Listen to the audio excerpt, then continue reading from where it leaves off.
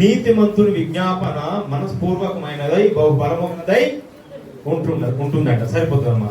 అయితే ఒక క్రైస్తవుడుగా నీ యొక్క పాత్ర, ఒక క్రైస్తవుడిగా, ఒక దేవుణ్ణి విశ్వసిస్తున్నటువంటి వ్యక్తిగా, దేవుని యొక్క సన్నిధిలో రక్షించబడినటువంటి వ్యక్తిగా, దేవుని యొక్క సంఘంలో నీ యొక్క బాధ్యత ఏమిటి అని నువ్వు గుర్తించినట్లయితే ప్రభు అంటున్నాడు, ఒక విజ్ఞాపన చేసేటటువంటి ఒక బాధ్యతలో నువ్వు ఉన్నావనే సంగతి నువ్వు తెలుసుకోవాలంట.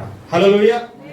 దేవుని యొక్క సంఘంలో యేసుక్రీస్తు ప్రభు రక్తం ద్వారా కడగబడినటువంటి నీవు, అలాగే నేను సంఘం కొరకు లేదా దేశక్షేమం కొరకు నీ బాధ్యత ఏమిటి అనేటటువంటిది చాలా ప్రాముఖ్యమైనటువంటి విషయం.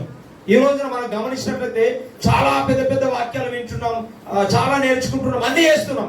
కానీ దేశం కొరకు, సంఘం కొరకు ఒక విజ్ఞాపన కర్తలుగా ఉండడానికి మన శక్తి సరిపోవడం లేదు. కనీసం ఒక 30 నిమిషాలు ప్రార్థించి మోకరించి నశిస్తున్నటువంటి సంఘం కొరకు, లేదా దేశంలో నాశనానికి లోనవుతున్నటువంటి ఆత్మల కొరకు ప్రార్థించేటటువంటి బాధ్యతను సంఘంలో ఉన్నటువంటి విశ్వాసులుగా మనము తీసుకోవడం లేదు ప్రియులారా. హల్లెలూయా. మాట్లాడమంటే లేదా బైబిల్ చదవమంటే ఒక గంట వరకు మీరు చదువుతారు కావచ్చు, కానీ ఒక 30 నిమిషాలు ఏకదాటిగా ప్రార్థన చేయండి అంటే చేయలేకపోతున్నాడు క్రైస్తవుడు. ఎందుకొరకంటే ప్రార్థన, విజ్ఞాపన ప్రార్థన అనేటటువంటిది అభ్యసించలేకపోతున్నారు. ప్రియులారా, మీరు జ్ఞాపకం చేసుకోండి, దేవుని యొక్క సంఘంలో నీ బాధ్యత, నీకు ఒక బాధ్యత ఇచ్చాడు. ఏమిటి ఆ బాధ్యత అంటే నీతిమంతుని విజ్ఞాపన బహు బలము గలదై ఉంటుందంట. హల్లెలూయా. గట్టిగా చెప్తాం హల్లెలూయా. నీతిమంతుని యొక్క విజ్ఞాపన బహు బలము గలదై ఉంటుంది. అందుకు ఉదాహరణ ఏలియా భక్తులు చూపిస్తున్నారు. ఏలియా మనలాంటి స్వభావం లాంటి మనుష్యుడే. ఏలియా ఆకాశం నుంచి రాలేదండి. ఏలియా మనలాంటి స్వభావం, మనలాంటి బలహీనతలు ఉన్నటువంటి వ్యక్తే, మనలాంటి గుణలక్షణం ఉన్నటువంటి వ్యక్తే, మనలాంటి సమస్యలు ఎదుర్కొన్నటువంటి వ్యక్తే. కానీ ఆయన గురించి భక్తుడు రాస్తూ ఏమంటాడంటే, యాకోబు గారు రాస్తూ, ఆయన వర్షం పడకూడదని 3.5 సంవత్సరాల వర్షము పడకూడదని ప్రార్థించగా దేవుడు ఆ ప్రార్థనకు ప్రతిఫలం ఇచ్చి ఆ వర్షంను ఆపివేస్తాడంట. హల్లెలూయా. గట్టిగా చెప్తామా హల్లెలూయా. అనగా నీతిమంతుల యొక్క విజ్ఞాపన, నీతిమంతుల యొక్క ప్రార్థన అనగా నీ ప్రార్థనకు విలువ ఉంది. దేవుడు నీ ప్రార్థనను ఇష్టపడుతున్నాడు, దేవుడు నీ విజ్ఞాపనను గౌరవిస్తున్నాడు ప్రియులారా. కానీ ఈ రోజు సంఘం ఏమైపోయిందంటే ఇతరుల కొరకు విజ్ఞాపన చేసినటువంటి స్థితిలో లేదు ప్రియులారా. విజ్ఞాపన అంటే ఏంటనగా నీ గురించి నువ్వు చేసుకోవడం కాదు. విజ్ఞాపన అనే ఒక పదానికి 4 గోడల మధ్యలో నువ్వు మోకరించి నీ దేశం కొరకు, నీ సంఘం సరిహద్దుల కొరకు ప్రార్థన చేయడమే విజ్ఞాపన. హల్లెలూయా. అందులో నీ స్వప్రయోజనం ఉండదు. విజ్ఞాపననే ఈ పదంలో ఇతరుల కొరకు దేవుడి దగ్గరకు రావడమే విజ్ఞాపన. హల్లెలూయా. ఇతరుల కొరకు దేవుడి దగ్గర మోకరించి ఆ గోజాడడమే విజ్ఞాపన. సంఘం యొక్క క్షేమం కొరకు, సంఘం నడిపిస్తున్నటువంటి దైవజనుల యొక్క క్షేమం కొరకు ప్రార్థించడమే విజ్ఞాపన. అందులో భక్తుడైనటువంటి అబ్రాహాము గారు మనకు కనిపిస్తారు. విజ్ఞాపన చేసే విషయంలో భక్తుడైనటువంటి మన విశ్వాసులందరికీ తండ్రి అయినటువంటి ఒక గొప్ప భక్తుని చూపిస్తాడు. 18 ఒకసారి చూద్దాం. ఆదికాండము 18వ అధ్యాయము. అమ్మా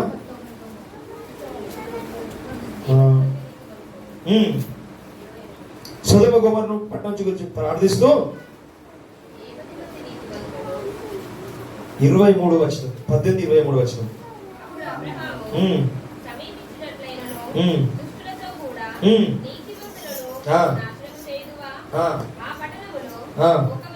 ఒకవేళ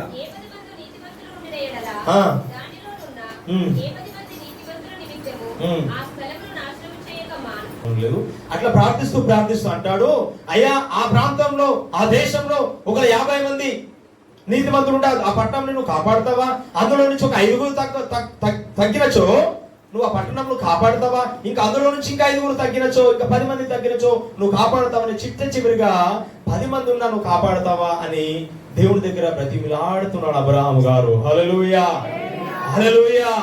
అంటే ప్రియులారా, విజ్ఞాపన చేసేటటువంటి వ్యక్తుల కొరకు దేవుడు తన యొక్క సంఘములన్నీ కూడా చూస్తున్నాడు. నేటి దినమున కావలసినటువంటి వారు ఎవరనగా నశిస్తున్నటువంటి ఈ యొక్క ప్రజల కొరకు, ఆ యొక్క చెదరగొట్టబడుతున్నటువంటి సంఘముల కొరకు, దైవజనుల క్షేమ కొరకు ప్రార్థించేవారు లేవాలి. హల్లెలూయా, హల్లెలూయా.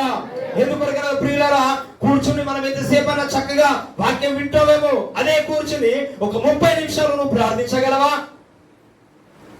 ఎందుకొరకంటే బైబిల్ గ్రంథంలో అబ్రహాము గారు ప్రార్థిస్తున్నారు, దేవుని బ్రతిమిలాడుకుంటున్నాడు. ఎవరి కొరకనగా తన యొక్క సొదొమ గొమొర్రా పట్టణం ఉన్నటువంటి లోతు కొరకు. హల్లెలూయా, గట్టిగా చెప్తాం హల్లెలూయా.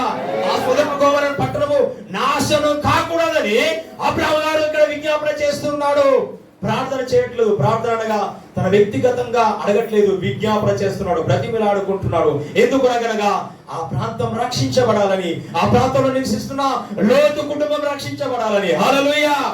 అంటే ప్రియులారా, మన యొక్క విజ్ఞాపన చేసేటటువంటి వ్యక్తులుగా మనం ఉంటే మన ప్రార్థనను దేవుడు గౌరవిస్తాడు. మనం చాలాసార్లు వ్యక్తిగతంగా 20 సంవత్సరాలు అయింది ప్రభువుని నమ్ముకొని. చెప్పండి అమ్మా, ప్రభువుని నమ్ముకొని నేను 25 సంవత్సరాలు ఆయా. ఇంకా నా వ్యక్తిగతంగానే ఎన్ని సంవత్సరాలు ప్రార్థించుకుంటావు? నీకు అనారోగ్యం ఉందనుకో, నీ కొరకు ప్రార్థించుకోకు, అవసరం లేదు. నువ్వు ఇతరుల కొరకు ప్రార్థించు ప్రియ దేవుని బిడ్డ. హల్లెలూయా. నువ్వు ఇతరుల కొరకు ప్రార్థించు, కన్నీరు గార్చు నీ సమస్యల కొరకు. నీ సమస్యను దేవుడు పరిష్కరిస్తాడు. బైబిల్లో అలా పరిష్కరించాడంటే ఎస్, పరిష్కరించాడు. హల్లెలూయా. చాలా సార్లు మనం ఎక్కడ ఓడిపోతున్నామంటే నీ నిమిత్తం నీవే ప్రార్థించుకుంటున్నావు. నీకు ఏదైనా సమస్య కలిగిందా నీ కుటుంబంలో, నీ సమస్య గురించే ప్రార్థన. ఎన్ని సంవత్సరాలు అమ్మా, 30 సంవత్సరాలు అవుతుంది ప్రభువు నమ్ముకొని, 10 సంవత్సరాలు అవుతుంది. ఎక్కడ వేసిన గొంగడి అక్కడ ఉంటుంది. దేవుని సంఘంలో దేవుని సేవకునికి సహకారంగా నీ సంఘంలో నువ్వు నిలబడుతున్నావా? హల్లెలూయా. ఈ రోజున చాలా సేవకులు అంటే చాలా చిన్న చూపుగా అయిపోయింది విశ్వాసులను. ఎస్, నిజంగా చెప్తున్నాను. ఎందుకోసం చెప్పాలా, మేము నూతనంగా నమ్ముకున్నటువంటి దినంలో బహు రోషము కలిగి ఉండేవారం. హల్లెలూయా. బహు రోషంగా పనిచేస్తాం, ఖచ్చితంగా చెప్పగలను. ఎందుకొరకంటే సేవకులకు సహకారంగా ఉండడం నేర్చుకోవాలి సంఘం. ఈ రోజున చాలా మంది విశ్వాసులు సేవకులకు సహకారంగా లేరు. ప్రియ దేవుని బిడ్డలారా, నీ ఎదుట నీ సేవకుడు నీకు సువార్త చెప్పి నేను రక్షణలోకి నడిపించి నేను మందిరం తీసుకొచ్చి నీకు ఒక గుడ్ లైఫ్ ఇస్తే, ఈ రోజున ఆ సేవకుడు యొక్క పరిస్థితి చాలా ఘోరంగా ఉంది. ఆ సేవకుడు చిన్న సైకిల్ తోటే తన ప్రయాణాన్ని ఇప్పటి వరకు ఈ 30 సంవత్సరాలు ప్రయాణిస్తున్నాడు. నువ్వు చక్కని బండి మీద ప్రయాణిస్తున్నావు, చక్కని కారు ప్రవహించారు. నీ సేవకునికి సహకరించాలి, నా సేవకుడు నా ఆత్మ జీవితాన్ని కట్టడానికి ఆయన ప్రయాసపడ్డాడని సేవకునికి సహకారంగా నువ్వు నిలబడుతున్నావా పరిచర్యలో? హల్లెలూయా. నా మొదటి విశ్వాస జీవితంలో మా పాస్టర్ గారికి నేను 100% సహకారంగా నిలబడ్డానండి. హల్లెలూయా. మా పాస్టర్ గారికి సైకిల్ ఉండేది. మా గ్రామం నుంచి ఇంకొక గ్రామానికి వెళ్ళడానికి 3-4 కిలోమీటర్స్. అప్పుడు సైకిల్ మీద ప్రయాణం చేసేవారు. 2000, 2001, 2002 సంవత్సరంలో. అప్పుడు ఏ పాస్టర్కు బైకులు లేవండి. అప్పుడు ఆ పాస్టర్ ఇద్దరు సైకిల్ మీద వారు వెళ్ళిపోతే ఇంతలాంటి మెగాఫోన్ నాకు ఇచ్చిపోయేవారు. నేను 4 కిలోమీటర్లు ఈ మెగాఫోన్ మోసుకుంటూ ఆ చర్చికి తీసుకెళ్ళేవాడిని. ఆ చర్చి ఆరాధన అయిపోయిన తర్వాత తీసుకొచ్చి మా ఇంట్లో దాచుకొని మళ్ళీ దానికి ఛార్జింగ్ పెట్టేవాడిని. అంటే ఇప్పుడు ఇంకా లైట్ వెయిట్ ఉందేమో ఇప్పుడు, కానీ ఆ రోజు ఉన్నటువంటి ఆ సౌండ్ సిస్టమ్ చాలా బరువు ఉండేది. నా చేతులు చాలా సున్నితంగా ఉంటాయి. ఇక్కడ చేతు మండుదే, ఇక్కడ చేతు మండు, ఇక్కడ చేతు పట్టుకుని ఇంచుమించు 4 కిలోమీటర్లు ప్రతి ఆదివారం నేను తీసుకెళ్లి సేవకునికి సహకారంగా నిలబడ్డ సాక్ష్యం నాది. హల్లెలూయా. నేను గర్వంగా చెప్పగలను. కారణం ఏంటంటే నేను నా సేవకునికి సహకారంగా నిలబడ్డాను. అందుకోసం ఈ రోజున ప్రభు దేశవ్యాప్తంగా నడిపిస్తున్నాడు. హల్లెలూయా, హల్లెలూయా. సంఘాన్ని బలపరచడానికి ప్రభు నడిపిస్తూ ఉన్నాడు. ఒక్కొక్క ప్రార్థించుకోవడానికి ఎలా ప్రార్థించాలో తెలియని మాకు అనేకులకు ప్రార్థనలో నిలబెట్టడానికి ప్రయాసపడుతున్నాం. కారణం ఏంటంటే ప్రభు ఇచ్చినటువంటి దర్శనము ప్రియులారా, ప్రభు ఇచ్చినటువంటి భారము ప్రియులారా. ఒకప్పుడు మేము ప్రార్థించుకోవడానికి నాకు ఒక 4-5 స్నేహితులు ఉండేవారు. నాకు ఎట్లా ప్రార్థన చేసుకోవాలో తెలిసేది కాదు. అప్పుడు మేమందరం మోకరించేవాళ్ళం. అందరూ యవనస్తులం. అప్పుడు 10th ఇంటర్మీడియట్ చదువుతున్నటువంటి సమయంలో మాకు ఎట్లా ప్రార్థన చేసుకోవాలో తెలియదు. అప్పుడు మేమందరం మోకరించుకునే వాళ్ళం. మోకరించి ఎట్లా ప్రార్థించాలో, నోటి నుంచి ప్రార్థన పలుకులు ఎలా పలకాలో కూడా తెలియదు. అయితే మేమేం చేసేవాళ్ళం అందరూ మోకరించుకొని మౌన ప్రార్థన చేసేవాళ్ళం. ఎలాంటి ప్రార్థనలు గట్టిగా చెప్పండి, ఎలాంటి ప్రార్థనలు? మౌన ప్రార్థనలు. నా మనసులో నేను ప్రార్థన చేసుకున్నది అయిపోయిన తర్వాత పక్క ఆయనకు కొంచెం ఇట్లా స్పర్శ చేస్తే ఇట్లా తాకితే ఓ ఈయన ప్రార్థన అయిపోయిందని ఆయన మనసులో ఇట్లా నోరు తెరిచి ప్రార్థించే వాళ్ళం కాదు. ఆ రోజు ఉన్నటువంటి వ్యతిరేకత కూడా అలా ఉండేది. మేము ప్రతిరోజు 12 గంటల రాత్రి వరకు మా ప్రైమరీ హై స్కూల్ గ్రౌండ్ లో మేము ప్రార్థన చేసేవాళ్ళం. హల్లెలూయా. ఎందుకొరకు అంటే ఆ రోజుల్లో మా అమ్మ నాన్న వాళ్ళు నమ్ముకోలేదు. మా 4-5 యవనస్తుల బిడ్డలు తల్లిదండ్రులు ఎవరు కూడా ప్రభు నమ్ముకోలేదు. కాబట్టి ఎవరికైనా మేము గట్టిగా ప్రార్థన చేస్తే బయటకి నిలబడితే మా అమ్మ నాన్న వచ్చి మమ్మల్ని డిస్టర్బ్ చేస్తారని చెప్పేసి మేము అందరం కూడా ఏం చేసేవాళ్ళంటే మౌనంగా ప్రార్థన నేర్చుకున్నాం. ఈ రోజు కానీ గొంతెత్తి అరిచేటటువంటి శక్తి ప్రభు ఇచ్చారు. హల్లెలూయా, హల్లెలూయా. అందుకోసం ప్రియులారా అబ్రహాం గారు ప్రార్థిస్తున్నారు. ఎవరి కొరకనగా ప్రభా సొదొమ గొమొర్రా పట్టణం నశించడం నాకు ఇష్టమో లేదు, ఆ పట్టణం నిన్ను కాపాడుతావని ప్రతిసారి దేవుని సన్నిధిలో ఆయన బ్రతిమిలాడుచున్నాడు ప్రియులారా. కానీ దేవుడు కూడా అదే రీతి సమాధానం ఇస్తున్నాడు. హల్లెలూయా. విజ్ఞాపన కర్తల ద్వారా దేవుడు ఒక ఉజ్జీవాన్ని మరలా మన దేశంలో లేవనెత్తాలని ఆశపడుతున్నాడు ప్రియులారా. నీవు నీ సంఘం కొరకు, నీ సేవకుని రక్షణ కొరకు, నీ సేవకుని యొక్క క్షేమం కొరకు, ఈ గ్రామ రక్షణ కొరకు నువ్వు ప్రతిరోజు ఎన్ని నిమిషాలు దేవుడి దగ్గర ప్రార్థించగలుగుతున్నావు? నీ కుటుంబమేనా? అయ్యా నా భార్య మారలే, నా పిల్లలు, నా తల్లిదండ్రులు, ఇదేనిగా ఇది దాటి నువ్వు నీ ఆత్మీయ జీవితంలోకి నువ్వు రాలేవా? 20 సంవత్సరాల అవుతుంది కావచ్చు. దీన్ని మించింది ఉన్నది ఒక అద్భుతం ఏంటంటే ఇతరుల కోసం ప్రార్థిస్తే నువ్వు అత్యధికంగా దీవించబడతావు. హల్లెలూయా, హల్లెలూయా. యోబు గ్రంథం ఇతరుల కోసం ప్రార్థిస్తే ఏం జరుగుతుందో చూద్దాం. యోబు గ్రంథం 42వ అధ్యాయం 10వ వచనం. నువ్వు ఇతరుల కొరకు ప్రార్థిస్తే దేవుడు నీ జీవితంలో ఏం చేస్తాడో ఒకసారి చూడండి. చేసినప్పుడు హల్లెలూయా. గట్టిగా చప్పట్లు కొట్టి దేవుని నామమున మహిమపరుచుదాం. హల్లెలూయా, హల్లెలూయా. చూడండి యోబు ఎలాంటి పరిస్థితుల్లో ప్రార్థిస్తున్నాడు? ఆయన కష్టాలు లేవా? అవునమ్మా చెప్పండి. యోబు తన కలిగినటువంటి ఉపద్రవములో తన కలిగిన తెగుళ్లను బట్టి భోగించడంతో గోక్కునే పరిస్థితి. కానీ ఆయన ఏం చేశాడంట? తన స్నేహితుల కొరకు ప్రార్థిస్తున్నాడు. అయితే దేవుడు ఏం చేస్తాడు? తన స్నేహితుల్ని మార్చాడా లేదా తర్వాత సంగతి. దేవుడు ఏం చేస్తాడంట? యోబు ఏదైతే కోల్పోయాడో అది తిరిగి క్షేమ స్థితిని దయచేస్తాడని రాయబెట్టుకున్నాడు. అంటే నీవు నీ కష్టంలో సైతం ఇతరుల కొరకు ప్రార్థించు. హల్లెలూయా. నీ నష్టంలో సైతం ఇతరుల కొరకు నిలబడు, ప్రార్థించు. దేవుడు నీ జీవితంలోకి కలగజేస్తుంటాడు. హల్లెలూయా. అంటే దేవుని యొక్క సంఘంలో నీ బాధ్యత ఏమిటి అంటే విజ్ఞాపన పరిచర్య. హల్లెలూయా. విజ్ఞాపన పరిచర్య దేవుడు నీకు అనుగ్రహించాడని నువ్వు నమ్మి ప్రతిరోజు నువ్వు ప్రార్థించు. నశిస్తున్నటువంటి ఆత్మల కొరకు నీ సంఘం నింపబడుతుంది. నీ సంఘంలో 10 మంది విశ్వాసులు ఉన్నారా? ఈ స్థలం అంతా నింపబడాలని ప్రతిరోజు నువ్వు ప్రార్థించు. అనారోగ్యాలు అనేటటువంటి వస్తవి పోతుంది. నేనున్నానండి. నేను చావుబతుకుల మధ్య ఉన్నప్పుడు యేసుప్రభు అంటే ఎవరో తెలియనప్పుడు ఒక దైవ సేవకుడు తన సువార్త విని ఆ దైవ సేవకుడి యొక్క ప్రార్థన బట్టి నేను స్వస్థత పొందుకున్నాను.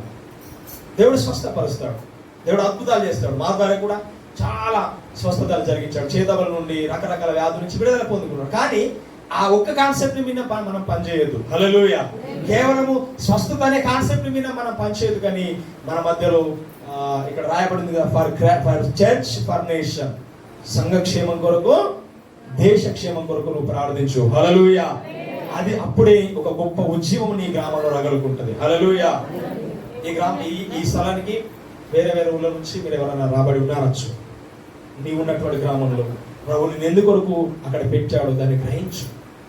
ఎందుకొరకు నీ గ్రామంలో నుంచి అన్ని వేల మంది ఉండగా నేను ఒక్కదాన్ని ఎందుకు రక్షించుకున్నాడు, నువ్వు గ్రహించు. అప్పుడు నీకు అర్థమవుతుంది ఆ యొక్క గ్రామ ప్రజల యొక్క బాధ్యత నీ మీద మోపబడింది. హల్లెలూయా. ఆ యొక్క గ్రామ ప్రజల యొక్క బాధ్యత నీ మీద మోపబడింది. ప్రియులారా, తప్పించుకోవద్దు బాధ్యత నుంచి. ఆ బాధ్యత కొరకు పని చేయండి. హల్లెలూయా. ఆ బాధ్యత కొరకు పని చేయండి. దేవుడు నీ పని చేస్తాడు. హల్లెలూయా. గట్టిగా హల్లెలూయా. దేవుని యొక్క పరిచర్యలో, దేవుని యొక్క సంఘంలో, దేవుని యొక్క సేవకునికి సహకారంగా నిలబడండి. దేవుని యొక్క సేవకుడు సువార్త పరిచయం వెళ్తే దేవుని యొక్క సేవకుడికి వెన్నెముకలాగా నిలబడండి. హల్లెలూయా. ఈ రోజున చాలా మంది దేవుని యొక్క సేవకుడికి వెన్నెముకలాగా లేరండి. నిన్ను విరిచేవారుగా ఉన్నారు. బైబిల్లో అకులా ప్రిస్కిల్ అనే వారు ఉంటారు. పౌలు గారి కొరకట వారి ప్రాణం పెట్టడానికి కూడా వారు తెగించారు. హల్లెలూయా. పౌలు చేస్తున్న సువార్త పరిచర్యలో పౌలు గారిని పోషించినది అకులా ప్రిస్కిల్లలే.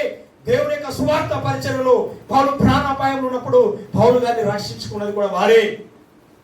వీళ్ళని గ్రహించండి. బైబిల్లో పౌలు శీల ఇద్దరు ఉంటారు కదా.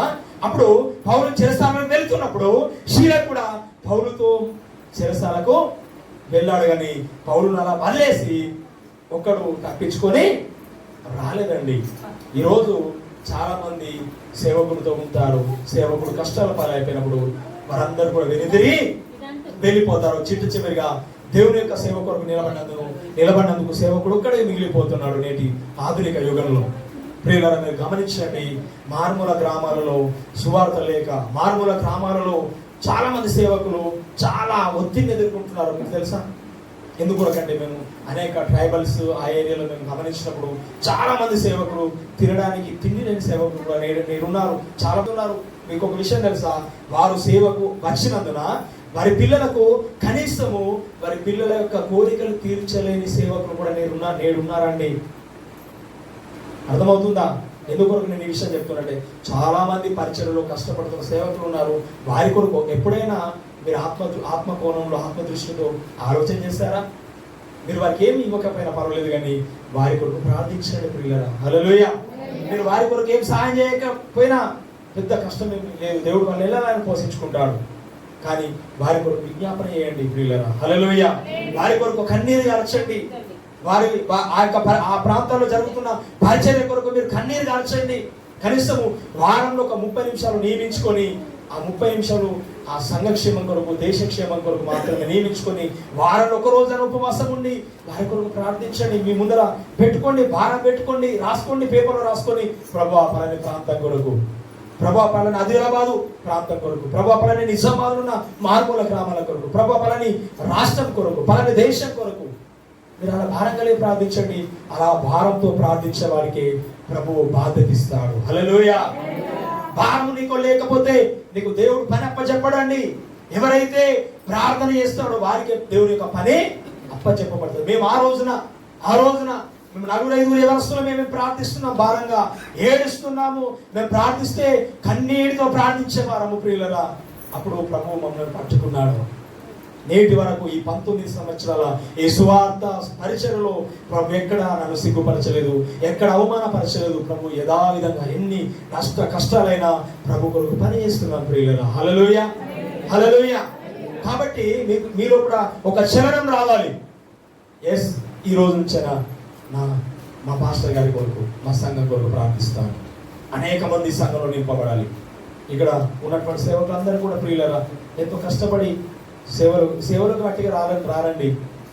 అర్థమవుతుందా? డబ్బు సంపాదించుకోవడానికి ఏ సేవకుడు రాడండి.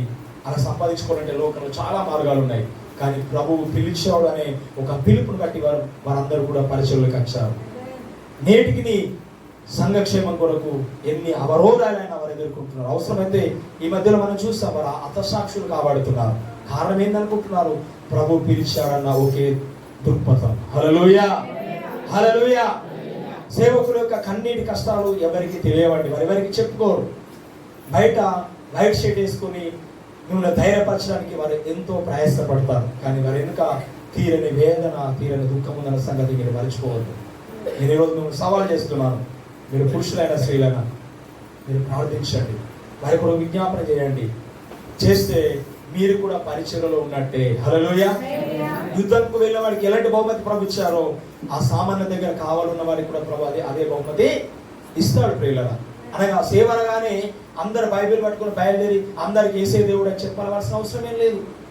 మీరు సంఘక్షేమం కొరకు, దేశక్షేమం కొరకు విజ్ఞాపన చేస్తే మీరు కూడా సేవకులేనండి. హల్లెలూయా. మీరు కూడా ప్రభు పరిచర్యలో ఒక భాగమేనండి. కాబట్టి ఈ రోజు నా పరిచర్య జరగాలంటే ప్రార్థన చేసేవారు ఉండాలి, విజ్ఞాపన చేసేవారు ఉండాలి, అలాగే ప్రయాసపడేవారు అనగా సువార్త చెప్పేవారు ఉండాలి. మూడవదిగా ఆ సువార్త చెప్పేవారికి మీ యొక్క సహాయం అందించే వారికి ఉన్నప్పుడే ప్రభు పరిచర్య గొప్పగా జరిగించబడుతుంది. మరలా మన దేశంలో ఒక గొప్ప ప్రార్థన ఉద్యోగము రగులుకుంటదండి. హల్లెలూయా. చెప్పండి గట్టిగా, హల్లెలూయా. హల్లెలూయా. ప్రార్థిద్దామా? ఈ రోజు నుంచి మీరు తీర్మానించుకోండి, ప్రభా ఇప్పటి నుంచి నా రోగం కొరకు, నా నొప్పుల కొరకు, నా అప్పు సమస్యల కొరకు, నా కుటుంబం కొరకు కాదు ప్రభువా. వారంలో ఒక్క రోజైనా సేవకుల క్షేమం కొరకు, సంఘ క్షేమం కొరకు, దేశ క్షేమం కొరకు ప్రార్థిస్తాను ప్రభువా.